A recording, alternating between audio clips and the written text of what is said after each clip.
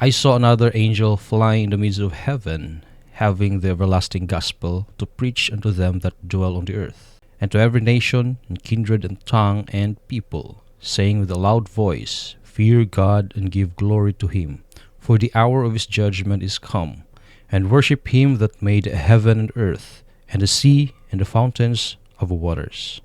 At the commencement of the time of trouble, we were filled with the Holy Ghost, as we went forth and proclaimed the Sabbath more fully. Ibig sabihin, pag nag-start na ang time of trouble or the Sunday law, ang pagmensahe or pag-proclaim, especially the truth about the Sabbath, ay magpapatuloy. Hindi kagaya ng sinasabi sa mga time setters na pag Sunday law na, sabi nila sa May 1 daw, mag-Sunday law na, is tapos na din yung probation. Wala na yung kaligtasan. Ibig sabihin, wala nang silbi pa ang pagmensahe kasi tapos na ang kaligtasan . Pero iba sa sinasabi ng salita ng Panginoon. Kasi yung sa kanila is new version yun . Version yun nila. Pero dito sa salita ng Panginoon, hindi. Hindi ganun. No? They were actually out of the line.